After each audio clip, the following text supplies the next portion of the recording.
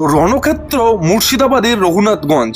রামনবমীর মিছিলকে কেন্দ্র করে উত্তপ্ত হয়ে উঠল জঙ্গিপুর এলাকা। মিছিল থেকে শুরু হয় সামান্য তর্কাতর্কি, মুহূর্তের মধ্যেই বড়সড় মারপিটের রূপ নিল। ভাঙচুর আর ইটা বৃষ্টিতে রণক্ষেত্রের চেহারা নিল গোটা এলাকা। ঠিক কি ঘটেছিল সেদিন, কেনই বা উত্তাল হয়ে উঠল রঘুনাথগঞ্জ, সবটা জানাবো আজকের ভিডিওতে।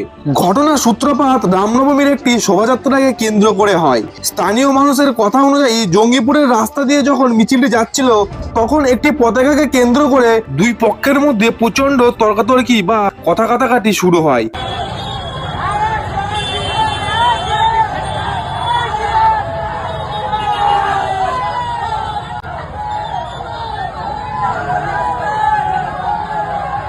ঝামেলার শুরুটা ছিল সামান্য, কিন্তু মুহূর্তের মধ্যেই পরিস্থিতি হাতের বাইরে চলে যায়। দুপক্ষের মধ্যে শুরু হয় ব্যাপক মারপিট। পরিস্থিতি এতটাই খারাপ হয়ে ওঠে যে রাস্তার ধারে বেশ কিছু দোকানে ভাঙচুর চালানো হয়।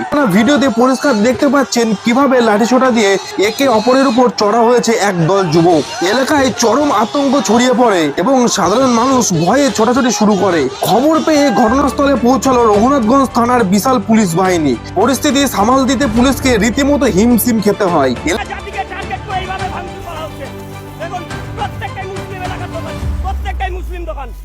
এবং রীতিমতো পুলিশ প্রশাসনের উপর দিয়ে এই ভাঙচুর চালানো হয়েছে। এলাকায় উত্তেজনা কমাতে এখন প্রচুর পুলিশকে মোতায়েন করা হয়েছে।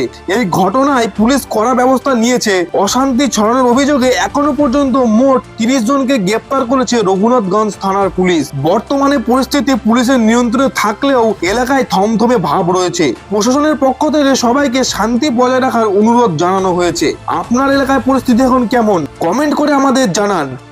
কালকে রঘুনাথগঞ্জে তুমি রামনবমী মিছিল করো, আমাদের কোনো আপত্তি নেই, তো আমাদের ছেলে মেয়েরাও করে, কই দাঙ্গা তো করে না।